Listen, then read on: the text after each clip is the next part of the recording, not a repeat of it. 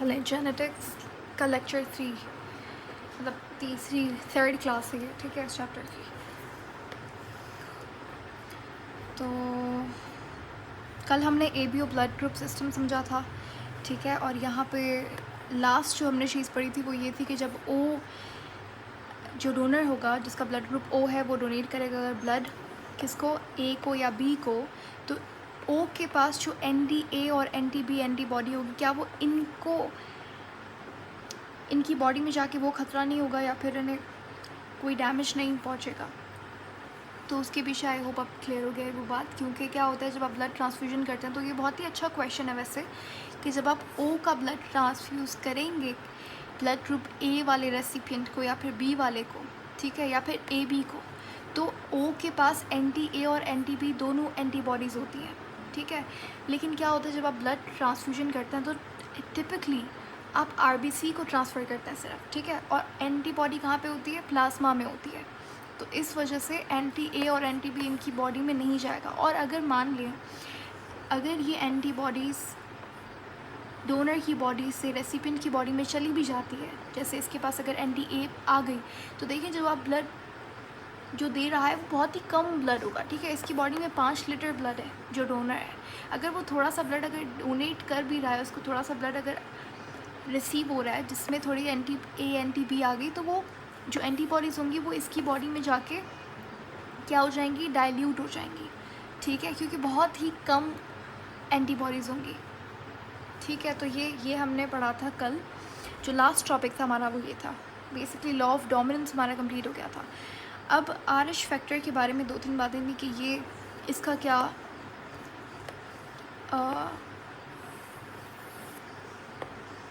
इसको कैसे पढ़ेंगे, और आज हमें आरिश फैक्टर को डिस्कस करना है, ठीक है। So let's start. सबसे पहले हमारे पास जैसे हमने एबीओ ब्लड ग्रुप सिस्टम देखा तो वो कार्ल लेंस्टीनर ने दिया था, उसी तरीके से हमारे पास RBC के ऊपर एक और एंटीजन पाया गया कुछ लोगों के अंदर।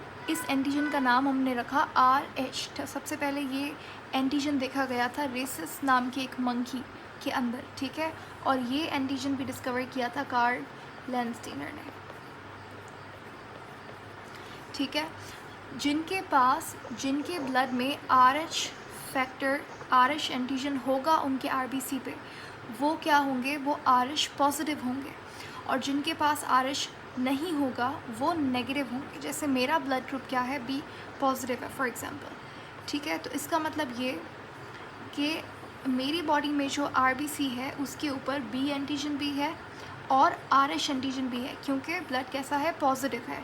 और मेरी प्लाज्मा के अंदर एंटीबॉडी कौन सी होगी,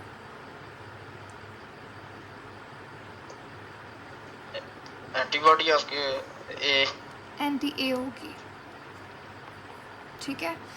अब RH फैक्टर का क्या, जब हम लोग बात करते हैं ट्रांसफ्यूजन की, ब्लड ट्रांसफ्यूजन की, तो उसमें आपको RH एंटीजन को भी देखना पड़ता है। देखें, अब जब आप बात करते हैं एंटीबॉडीज़ की, ठीक है, तो NTA NTB ये जो एंटीबॉडीज़ हैं ये नेचर में बहुत कॉमन है, ठीक है। When a human is born, when a baby is born, तो उस वक्त उसके ब्लड में कोई भी एंटीबॉडी नहीं होती, कोई भी एंटीबॉडी मौजूद नहीं होती। फिर वक्त के साथ जैसे जैसे वो अलग अलग चीज़ों से या फिर कोई भी फॉरेन पार्टिकल्स उसकी बॉडी में जाते हैं, तो उनके ख़िलाफ़ कोई बैक्टीरिया, माइक्रोब्स या फिर किसी भी तरीके से एंटीजन A चला गया, एंटीजन B चला गया, तो उनके ख़िलाफ़ फिर बॉडी एंटीबॉडी बनाना शुरू करती है। कहने का मकसद ये, राइट आफ्टर बर्थ ब्लड में एंटीबॉडी मौजूद नहीं होती, ठीक है। जैसे अगर फॉर एग्जांपल किसी का एक बच्चा, उसका ब्लड जो है वो A है, ठीक है, इसकी बॉडी में राइट आफ्टर बर्थ NTB नहीं होगी, ठीक है। लेकिन एक पर्टिकुलर टाइम पीरियड होता है जो मुझे भी याद नहीं है, मेरे ख्याल से कुछ हफ्तों या आफ्टर फ्यू वीक्स या फिर आफ्टर फ्यू मंथ्स जो है इसकी बॉडी के अंदर NTB बनना शुरू होती है, क्योंकि जो फॉरेन पार्टिकल इसकी बॉडी में एंटर हो रहा है वो एंटीजन B लेकर जा रहा है, और इसकी बॉडी में एंटीजन A है, तो B इसके लिए एक फॉरेन एंटीजन हुआ, तो फिर इसकी बॉडी NTB बनाना शुरू करती है, ठीक है।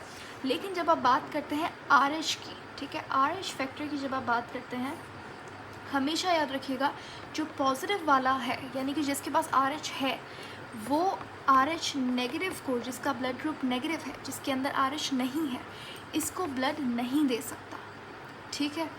लेकिन जो RH नेगेटिव है ये पॉजिटिव को ब्लड दे सकता है। ये बात क्लियर हुई है?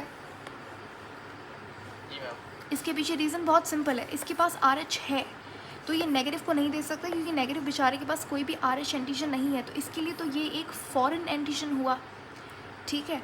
अच्छा, मैंने अभी आपसे कहा कि right after birth NT-B NT-A बनना शुरू होती है, ठीक है।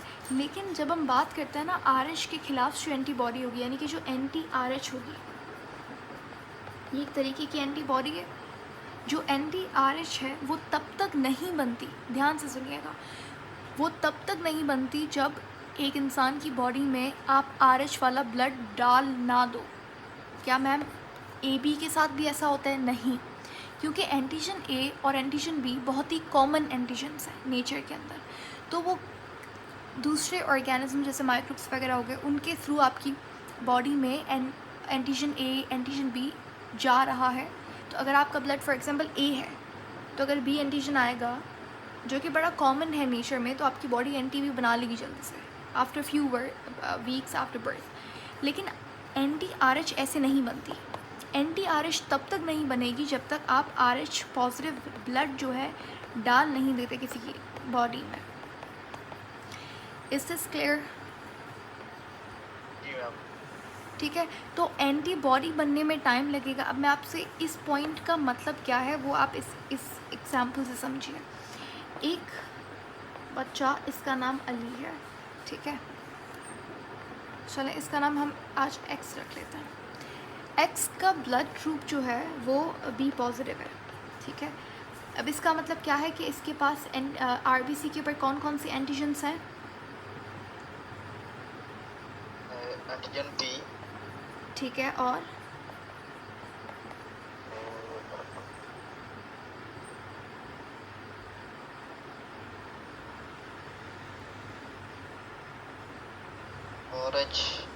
RH, ठीक है, क्योंकि पॉजिटिव है ना, पॉजिटिव है तो इसका मतलब क्या RH है तभी पॉजिटिव है, ठीक है।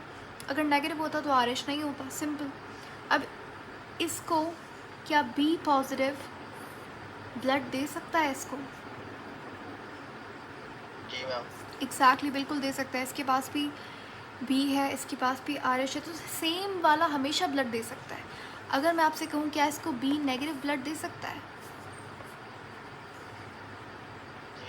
दे सकता है, क्योंकि मैंने आपसे भी कहा था कि जो RH नेगेटिव है वो RH पॉजिटिव को दे सकता है ब्लड, क्योंकि इसके पास RH तो है ही नहीं ना। इसके अगर RH होगा तो फिर भी वो ब्लड दे सकता है, नहीं होगा तो भी मसला नहीं है, दोनों ब्लड दे सकता है, ठीक है। और O वाला भी इसको ब्लड दे सकता है, ठीक है। O पॉजिटिव भी दे सकता है इसको और O नेगेटिव भी दे सकता है, सही है। ये सारी पॉसिबिलिटीज़ हैं, ये सारे डोनर्स इसको ब्लड दे सकते हैं। अब हमारे पास एक बच्चा है जिसका नाम है Y का ब्लड ग्रुप है B नेगेटिव, ठीक है, यानी कि इसके RH के, इसके RBC के ऊपर कौन कौन से एंटीजन्स होंगे? ओनली B, सिर्फ और सिर्फ B होगा। इसके पास RH नहीं है, इसके पास RH का एंटीजन नहीं है। अब मुझे बताइए इसके ब्लड के अंदर, इसके प्लाज्मा में, ब्लड के अंदर प्लाज्मा है, प्लाज्मा में एंटीबॉडी होगी, कौन सी एंटीबॉडी इसके पास होगी?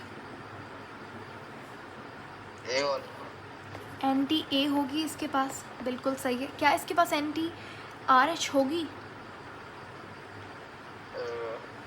Yes ma'am. नहीं, अभी मैंने आपसे कहा था कि RH एंटीबॉडी तब तक नहीं होगी जब तक इसकी बॉडी में RH नहीं चला जाता बाय ब्लड, ठीक है। अगर इसको इन पास्ट अगर RH वाला ब्लड चढ़ा हुआ है तो उस केस के अंदर इसके पास anti-RH होगी, वैसे नहीं होगी। तो इसके पास अभी anti-RH नहीं है, ठीक है, इसके पास anti-RH नहीं है। अगर मैं आपसे कहूँ क्या इसको B नेगेटिव ब्लड डोनेट कर सकता है? जी कर सकता है। क्या इसको O नेगेटिव ब्लड दे सकता है? यस। दे सकता है। O नेगेटिव हर किसी को ब्लड दे सकता है, वो यूनिवर्सल डोनर है, ठीक है। और AB पॉजिटिव यूनिवर्सल रेसिपिएंट है, ये मैंने आपसे कल भी, या ये मैंने आपसे कल भी बात करी थी, कल वाली क्लास में, ठीक है। तो अब क्वेश्चन ये है, क्या इसको बी पॉजिटिव ब्लड दे सकता है? बी पॉजिटिव के पास आरएच भी है और इसके पास बी एंटीजन भी है, क्या ये इसको ब्लड दे सकता है? आई थिंक दे सकता, क्योंकि इसके पास एंटीबॉडी नहीं, एंटी आरएच नहीं है। Exactly, very good. देखो इसको ये ब्लड दे सकता है, ठीक है, लेकिन जैसे ही बी पॉजिटिव का ब्लड इसके पास गया इस बंदे की बॉडी, वाई की बॉडी में, ठीक है, तो वाई की बॉडी जल्दी से कुछ टाइम के बाद क्या करेगी, एंटी, इसकी बॉडी में आरएच फैक्टर आ गया, मैंने आपसे कहा था आरएच फैक्टर आएगा तो एंटीबॉडी बनेगी। तो जैसे ही इसकी बॉडी में आरएच फैक्टर आया तो इसने एंटी आरएच बना ली। तो पहली ट्रांसफ्यूजन में तो कोई मसला नहीं होगा, पहली बार तो ये ले लेगा बी पॉजिटिव का ब्लड। लेकिन अब जैसे फॉर एग्जांपल वाई का कुछ दिनों बाद दोबारा से, फॉर एग्जांपल 2 साल बाद वाई का किसी भी वजह से ब्लड लॉस हो गया, ठीक है, अब इसको ब्लड की ज़रूरत है। अब यहाँ पे दोबारा से हम लोग ने आपसे पूछा क्या इसको बी पॉजिटिव अब ब्लड दे सकता है? No ma'am. नहीं दे सकता, क्योंकि इसकी बॉडी में एंटीबॉडी आरएच बना ली, ठीक है। ये आपको पता है जो टी मेमोरी सेल्स होते हैं बेसिकली वो इन्फॉर्मेशन गेन कर लेते हैं, जो उसके पास जो भी एंटीजन आया होगा आरएच उसके खिलाफ इसने एंटीबॉडी बना ली होगी और वो इन्फॉर्मेशन टी मेमोरी सेल्स में होती है। Is that clear? Yes ma'am. तो ये A B blood group system हमारे पास जो मेन कॉन्सेप्ट कंफ्यूजिंग वाले होते हैं वो यहाँ पे हमने कवर कर लिए हैं। अब हम जाएंगे जो हमारे पास लॉ ऑफ सेग्रीगेशन है, सेकंड लॉ।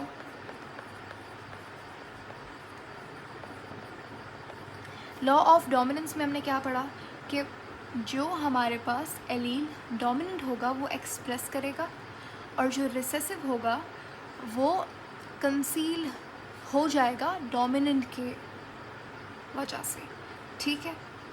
और सिंपल करके सुने, अगर डोमिनेंट वाले का मैं थोड़ा सा यहाँ पे रिवाइज कर दूँ, कल हमने लॉ ऑफ डोमिनेंस पढ़ा था।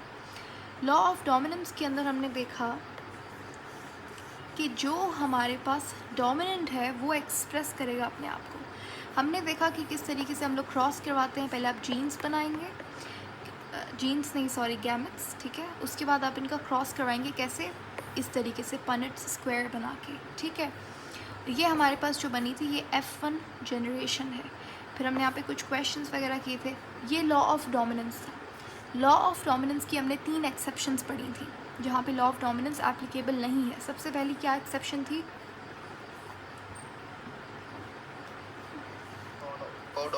कोडोमिनेंस। कोडोमिनेंस में क्या था कि दोनों ही एलील्स मिक्सअप होके एक ब्लेंड बनाते हैं तो एक नया कैरेक्टर हमारे पास बन जाता है। जैसे अगर रेड और वाइट फ्लावर को अगर आप क्रॉस करवा दें तो पिंक बन जाएगा, ठीक है, हेट्रोजाइगस कंडीशन में पिंक बन जाएगा। तो यहाँ पे कोडोमिनेंस है, यहाँ पे लॉ ऑफ डोमिनेंस एप्लीकेबल नहीं है। अगर लॉ ऑफ डोमिनेंस की अगर आप बात करोगे तो आर में ये जो कैपिटल आर है ये डोमिनेंट होगा, तो ये फ्लावर तो रेड होना चाहिए था लेकिन ऐसा नहीं होता, ये पिंक होता है। दूसरा एक्सेप्शन कौन सा था?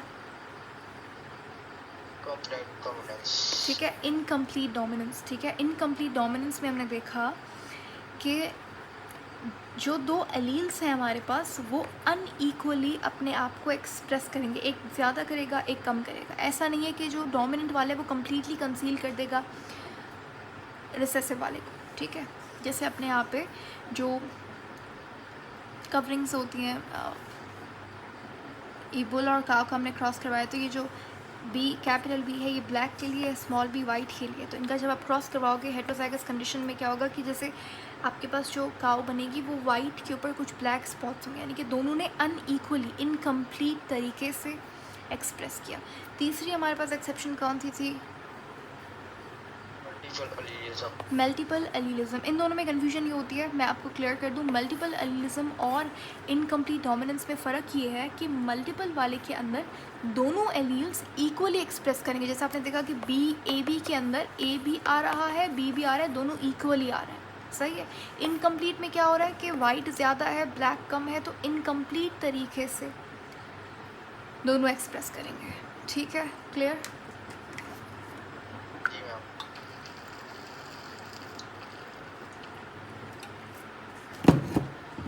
ओके अब हम पढ़ेंगे लॉ ऑफ सेग्रीगेशन। इंग्लिश में अगर आप लिटरल मतलब देखो सेग्रीगेशन का,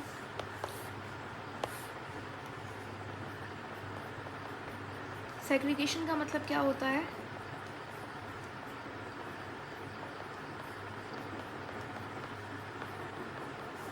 हम लोग ये वर्ड यूज़ करते हैं ना, प्लीज़ इसको सेग्रीगेट कर दो अकॉर्डिंग टू द ऑर्डर, या यू नो ये वर्ड बहुत ही कॉमन है। तो सेग्रीगेट का मतलब होता है, वैसे ही लिटरल इसका मतलब होता है सेपरेट करना, अलग करना, ठीक है, टू सेपरेट, ठीक है, अलग करना।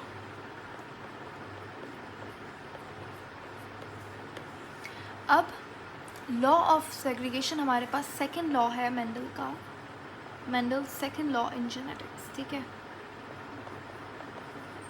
अकॉर्डिंग टू दिस लॉ, ये लॉ हमें बहुत ही सिंपल सी एक स्टेटमेंट देता है। ये लॉ कहता है कि जब हमारे पास जो भी कंडीशन होगी, एक कैरेक्टर के लिए एक ह्यूमन में दो एलील्स होंगे। जैसे अगर आप हाइट की बात करो, फॉर एग्जांपल अगर हमारे पास एक यहाँ पे ये बंदा, इसका नाम हम लोग रख लेते हैं ए, ठीक है। ए के पास हाइट का हेटेरोजाइगस कंडीशन है। हेटेरोजाइगस कंडीशन का मतलब क्या है?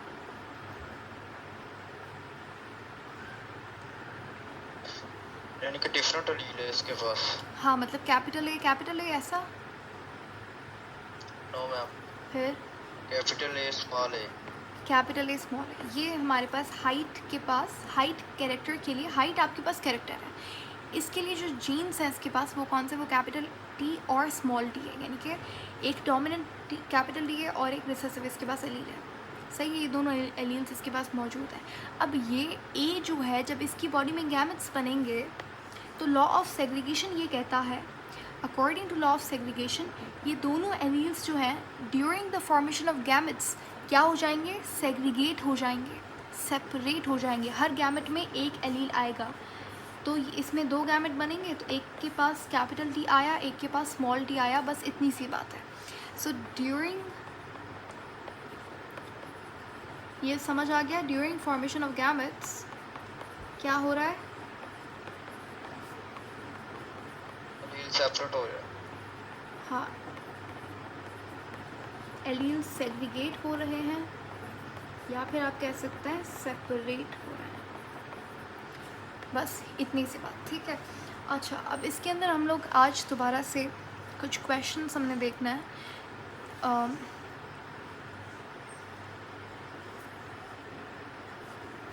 पास्ट पेपर में जो आए हुए सवाल हैं आईमेट में, वो मैं आपसे यहाँ पे कुछ शेयर करूँगी वो क्वेश्चंस। एंड इसके अलावा हमारे पास जो मेरे पास कुछ प्रैक्टिस क्वेश्चंस हैं, थोड़े से ये आपको मुश्किल लग सकते हैं, लेकिन इतने कॉन्सेप्चुअल सवाल हैं बस, ठीक है। पास्ट पेपर्स को हम लोग बाद में देखेंगे, पहले थोड़े से मुश्किल क्वेश्चंस, डिफ़िकल्ट क्वेश्चंस कर लेते हैं उसके बाद। तो सबसे पहला हमारे पास सवाल है कि बताइए, अगर हमारे पास चलिए सवाल मैं यहाँ पे लिख रही हूँ, what will be the possibility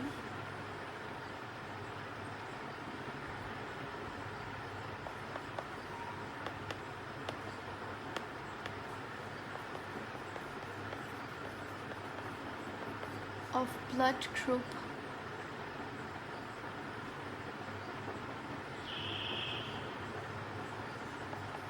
A if Mr. X with O blood group marries Miss X with blood group AB। इस क्वेश्चन को सॉल्व करने से पहले मैं आपको एक चीज़ बता दूं, हमेशा आपने याद रखना है कि जब भी मैं आपको, चले ये क्वेश्चन सॉल्व कर लें उसके बाद मैं आपको वो स्टेटमेंट बताऊंगी, एंड देन हम लोग उससे रिलेटेड एक सवाल कर लेंगे। Okay, this is the question, ठीक है। आपको बताना है कि ए ब्लड ग्रुप की क्या पॉसिबिलिटी होगी F1 जनरेशन के अंदर, अगर आपके पास जो मिस्टर एक्स है जिनका ब्लड ग्रुप O है, if he marries someone with blood group AB।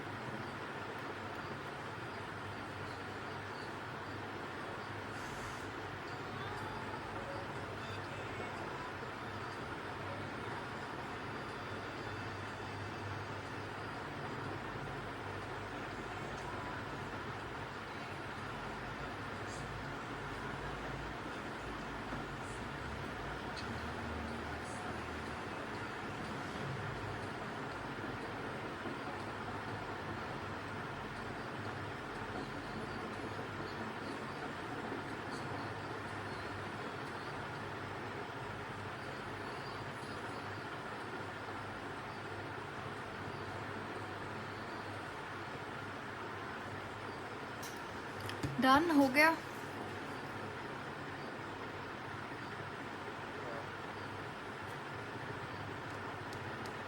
Okay इस क्वेश्चन को हम लोग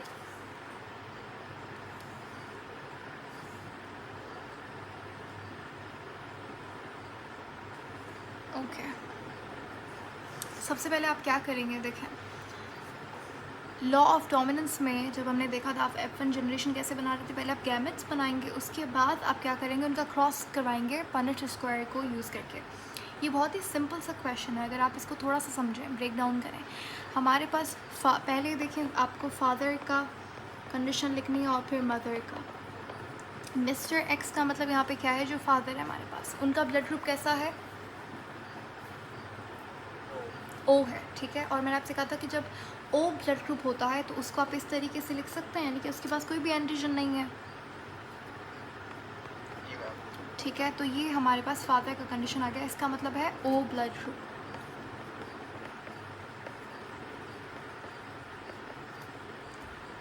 उसके बाद हमारे पास मदर यानी कि मिक्स MSX यहाँ पे जो लिखा हुआ है, इनका ब्लड ग्रुप कैसा है, AB है, ठीक है। तो ये हमारे पास आ गया A और ये आ गया B, ये हमने इनका जीनोटाइप लिख लिया यहाँ पे। अब आप क्या करेंगे, अब यहाँ पे according to law of segregation यहाँ पे गैमेट्स बनाए। गैमेट्स कैसे बनेंगे, ये आ जाएगा I और ये आ जाएगा स्मॉल I, ठीक है। और यहाँ पे आपके पास गैमेट्स क्या बनेंगे, A एंड B। अब आपने कुछ नहीं करना, इनका क्रॉस करवाना है, यहाँ पे आप क्रॉस करवाएं इनका। अब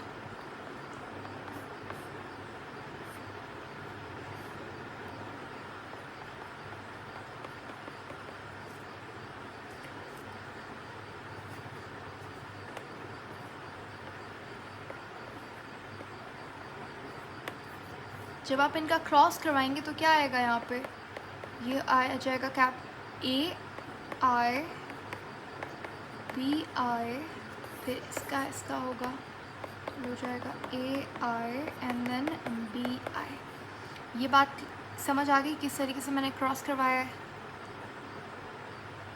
जी मैम।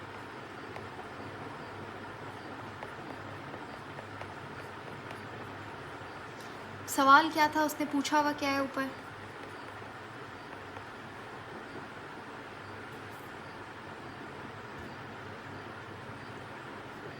आपको क्या बताना है सवाल में, उसने पूछा हुआ क्या है, वॉट आगे पढ़ें। What will be the possibility of blood group A? तो ये आपका क्वेश्चन है, आपको परसेंटेज बतानी है। आप ऐसे ही बता दो कि अच्छा अगर मेरे पास ये 100% ये F1 जनरेशन के अंदर पॉसिबिलिटीज़ बन रही हैं तो मुझे बताइए A ब्लड ग्रुप किसके अंदर बन रहा है। ये देखें ये बनेगा A, ये A ब्लड ग्रुप होगा, जी मैम। एग्जैक्टली होगा। I का मतलब है कोई भी एंटीजन नहीं है, इसका मतलब है A एंटीजन, तो ये A ब्लड ग्रुप बना, यहाँ पे भी A ब्लड ग्रुप बनेगा, ये कौन सा होगा, D। ये B होगा, ये भी B होगा। मुझे बताइए A की क्या पॉसिबिलिटी है यहाँ पे, 50%। 50% हमारे पास A ब्लड ग्रुप बनेगा और 50% यहाँ पे B बना, ठीक है। जी मैम। ओके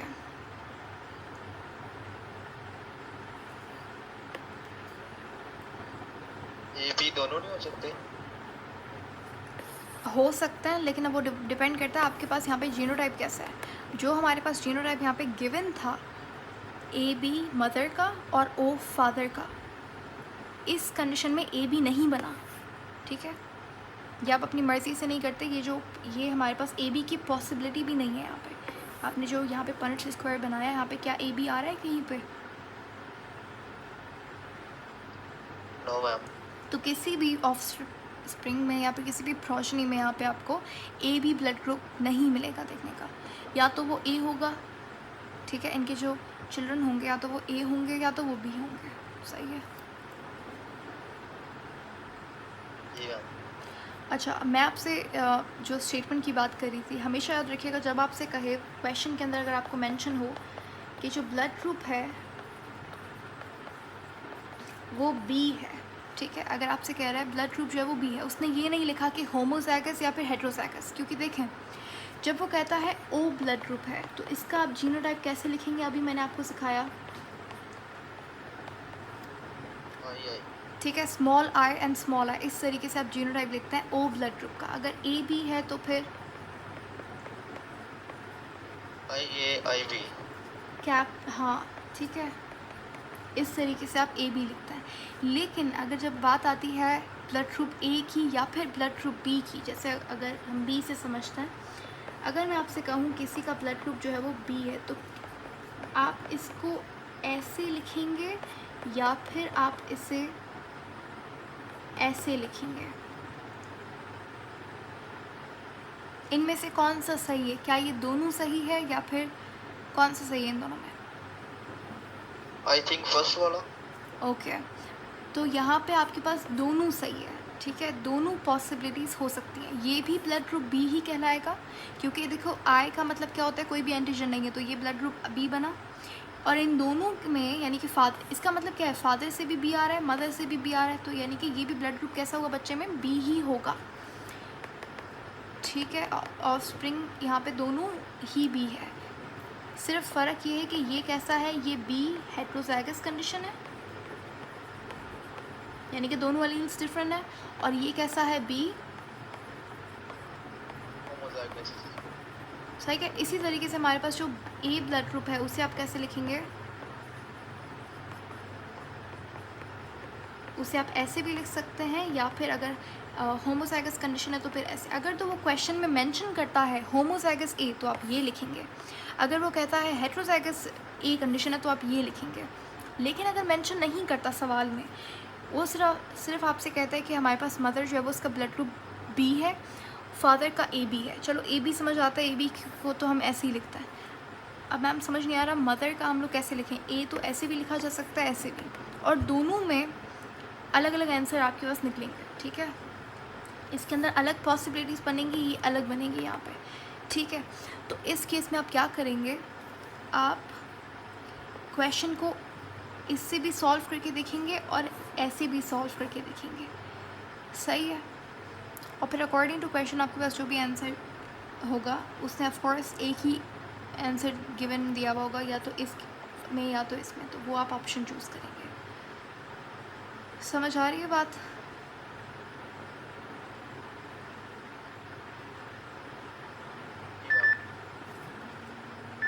जैसे मैं आपको यहाँ पे सवाल एक क्वेश्चन देती हूँ। क्वेश्चन है आपके पास, what will be possible blood group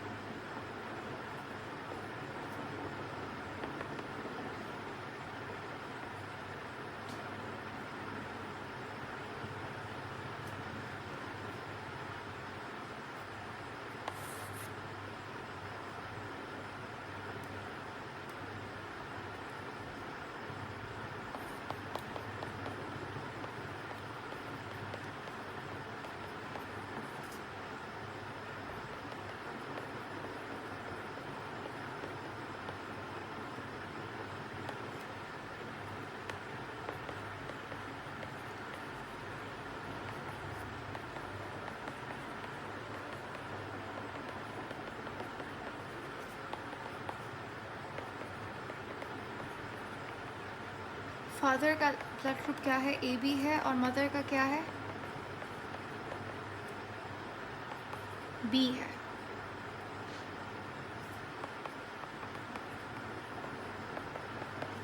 चलो वही सेम चीज़ आ गई। अब आपको नहीं पता कि मदर बी है या फिर हेट्रोजाइगस बी है या होमोजाइगस बी है, तो आप क्या करेंगे, दोनों तरीक़ों से क्वेश्चन को सॉल्व करेंगे। ठीक है,